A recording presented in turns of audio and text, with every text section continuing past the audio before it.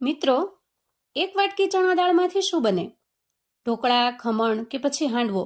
જો તમે આવું વિચારો છો તો એનો જવાબ ના છે.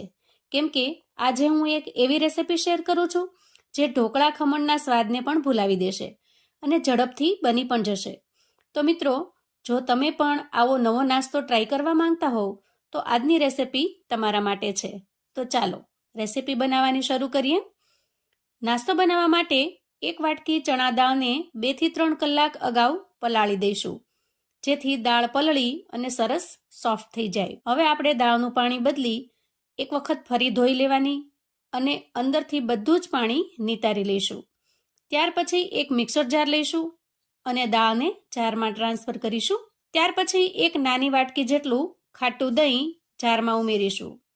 તમારી પાસે જો ઘાટી છાશ હોય તો તમે છાશ પણ ઉમેરી શકો છો, અને દહીં કે છાશ ન હોય તો એક લીંબુનો રસ ઉમેરી દેવાનો, એનાથી પણ સરસ ખટાશ આવી જશે. અડધી વાટકી જેટલું પાણી ઉમેરી સરસ રીતે પીસી લઈશું. તો અહીં સરસ પીસી અને આપણે એકદમ સરસ સ્મૂથ બેટર બનાવી તૈયાર કરી લીધું છે.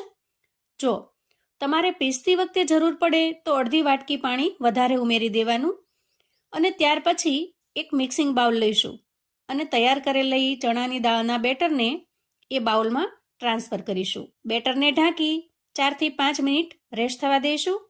હવે આપણે ગેસ ઓન કરી ગેસ ઉપર એક પેન મૂકીશું અને પેનમાં 1 ચમચા જેટલું તેલ ઉમેરીશું. તેલ થોડું ગરમ થાય એટલે આપણે 1 ચમચી જેટલી રાઈ ઉમેરીશું, અડધી ચમચી જેટલું જીરું ઉમેરીશું, અડધી ચમચી જેટલી અડદની દાળ ઉમેરીશું, 1 ચમચી જેટલી ચણાની દાળ ઉમેરીશું અને ચપટી હિંગ ઉમેરીશું. અહીંયા દાળને આપણે સારી રીતે શેકી લેવાની છે. ધીરે ધીરે તેલની અંદર શેકાશે એટલે દાળની એકદમ સરસ સુગંધ આવશે.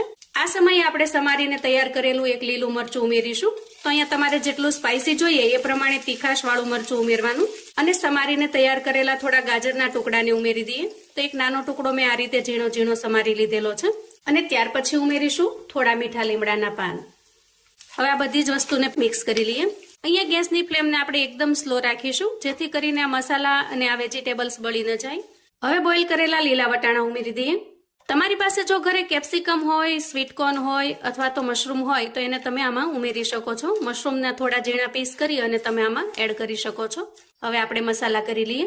સ્વાદ પ્રમાણે મીઠું ઉમેરીશું, અડધી ચમચી જેટલી હળદર ઉમેરીશું, થોડું વધારે સ્પાઇસી બનાવવા માટે ચીલી ફ્લેક્સ ઉમેરીશું. સ્પાઇસી તમારે જેટલું ફાવે એટલું બનાવવાનું છે.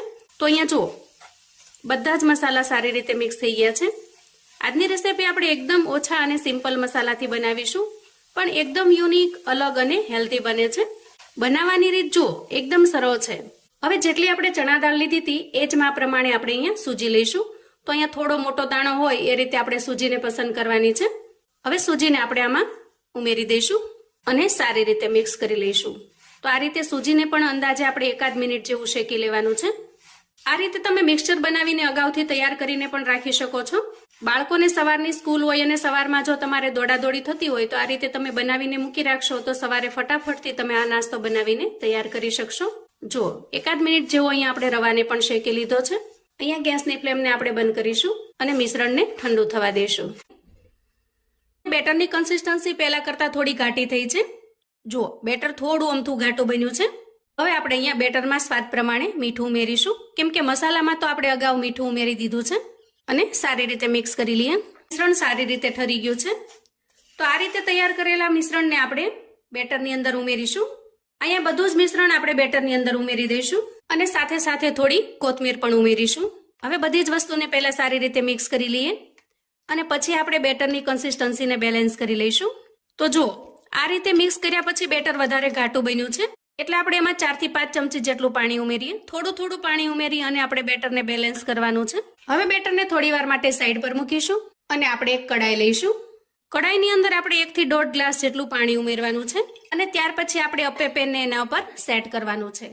તો અહીંયા તમે જુઓ, આપણે એવી કડાઈ પસંદ કરવાની છે કે એના ઉપર અપ્પે પેન આરામથી સેટ થઈ જાય. જુઓ, આ રીતે આપણે સેટ કરેલું છે. હવે આપણે અપ્પે પેનને સાઈડ પર મૂકીશું અને આ પાણીને ગરમ થવા મૂકીશું. અપ્પે પેનના બધા જ બોક્સને ઓઇલથી ગ્રીસ કરી લઈએ. હવે જુઓ, અહીંયા મિશ્રણ આપણું તૈયાર છે. આ સ્ટેજે આપણે એમાં ઈનો ઉમેરીશું. તો અહીંયા તમે ઈનોની જગ્યાએ ખાવાનો સોડા પણ ઉમેરી શકો છો, પણ ઈનોથી રિઝલ્ટ ખૂબ સારું આવે છે. એકદમ ફ્લફી અને જાળીદાર નાસ્તો બનીને તૈયાર થાય છે. અને તમારે જો ઈનો કે સોડા કશું જ ન ઉમેરવું હોય તો તમે સ્કીપ પણ કરી શકો છો. એનાથી નાસ્તામાં થોડી જાળી ઓછી બનશે. જો અહીંયા આપણે ઈનોને સારી રીતે મિક્સ કરી લીધો છે. હવે આપણે અપ્પે પેન લઈશું અને ચમચીની મદદથી આપણે એના બોક્સની અંદર નાસ્તો ઉમેરીશું. અહીંયા અપ્પેના બધા જ બોક્સ આપણે બેટરથી ભરી દીધા છે. હવે આપણે ગેસ તરફ જઈશું. અહીંયા ગેસ ઉપર કડાઈની અંદર પાણી સારી રીતે ગરમ થઈ ગયું છે. તો તૈયાર કરેલા અપ્પેને આપણે એના પર સેટ કરી દઈએ અને ઢાંકણ ઢાંકી દઈએ. આ રીતે આપણે 5 થી 6 મિનિટ માટે સ્ટીમ થવા દેવાનું છે. હવે આપણે ઢાંકણ ખોલીને ચેક કરી લઈએ. તો અહીંયા જુઓ નીચેની સાઈડ એકદમ સરસ બફાઈ ગયું છે. તો હળવા હાથે આપણે અહીંયા સાઈડ ચેન્જ કરી લેવાની છે. આ રીતે આપણે સાઈડ ચેન્જ કરી લેવાની છે. અહીંયા તમે ચમચી કે ચમચાની મદદથી આરામથી ફેરવી શકશો. બધા જ અપ્પેની આપણે સાઈડ ચેન્જ કરી લીધી છે. હવે ફરી આપણે ઢાંકણ ઢાંકી અને 2 થી 3 મિનિટ થવા દઈએ. અંદાજે 2 મિનિટ પછી આપણે ચેક કરી લઈએ. જુઓ એકદમ સરસ બધી જ બાજુ સારી રીતે બફાઈ ગયા છે અને દેખાવમાં એકદમ ટેસ્ટી એવા લાગે છે. અહીંયા ગેસની ફ્લેમને આપણે બંધ કરીશું અને તૈયાર થયેલા અપ્પેને આપણે એક પ્લેટની અંદર કાઢી લઈએ. અહીંયા તમે જુઓ જોતા જ ખાવાનું મન થઈ જાય એવા સરસ ટેસ્ટી બનીને તૈયાર થયા છે. એકદમ ફ્લફી અને જાળીદાર બન્યો છે અને ટેસ્ટ તો એનો લાજવાબ બને છે. આ નાસ્તાને તમે સિમ્પલ આ રીતે પણ એન્જોય કરી શકો છો અથવા તો આના ઉપર થોડો વઘાર પણ એડ કરી શકો છો. તો આપણે થોડો વઘાર એડ કરી દઈએ. વઘારિયામાં મેં 1 ચમચી જેટલું તેલ ગરમ કરી લીધું છે. એમાં આપણે થોડી રાઈ ઉમેરીશું, થોડા મીઠા લીમડાના પાન ઉમેરીશું અને લીલા મરચાના કટકા ઉમેરીશું. આ રીતે એકદમ સારી રીતે મિક્સ કરી લઈશું. તૈયાર થયેલા વઘારને આપણે નાસ્તા ઉપર સ્પ્રેડ કરી દઈએ. નાસ્તો દેખાવમાં એટલો ટેસ્ટી લાગી રહ્યો છે કે જોતા જ આપણને ખાવાનું મન થઈ જાય. નાસ્તો અંદરથી એકદમ સરસ ફ્લફી બનીને તૈયાર થાય છે. જુઓ અંદર સુધી પણ એકદમ સારી રીતે ચડી જાય છે. તો મુઠિયા અને ઢોકળાના ટેસ્ટને પણ ભૂલી જાઓ એવો ટેસ્ટી આ નાસ્તો બનીને તૈયાર થાય છે. સવારની દોડાદોડીમાં સાંજે થોડી તૈયારી કરીને રાખશો તો ફટાફટથી સવારે તમે આ નાસ્તો બનાવીને તૈયાર કરી શકશો અને બાળકોને ટિફિન બોક્સમાં પણ આપી શકશો. આ નાસ્તાને તમે ચણાની દાળના અપ્પે કહી શકો છો. ઘરે કોઈ મહેમાન આવે તો તમે ખમણ ઢોકળાની જગ્યાએ પણ આ રેસીપી બનાવીને તૈયાર કરી શકો છો. આનો ટેસ્ટ તમને એકદમ સરસ ખમણ ઢોકળા જેવો લાગશે. તો આવું અવનવું જાણવા માટે અને મને સપોર્ટ કરવા માટે ચેનલ પર જો તમે નવા છો તો પ્લીઝ ચેનલને સબસ્ક્રાઇબ કરો. વિડીયો ગમે તો લાઈક અને શેર કરો. તમારા સગા સંબંધી મિત્રોને પણ આપણી આજની ચણાની દાળની ઇન્સ્ટન્ટ બનતી આ રેસીપી ચોક્કસથી મોકલી આપજો, જેથી એ લોકો પણ બનાવી શકે, એન્જોય કરી શકે અને બનાવીને પરિવારને પીરસી શકે. કોમેન્ટમાં મને ચોક્કસથી જણાવજો કે આજની આ યુનિક નાસ્તાની રેસીપી તમને કેવી લાગી છે. ફરી મળીશું એક નવી રેસીપી સાથે. ત્યાં સુધી આવજો મિત્રો.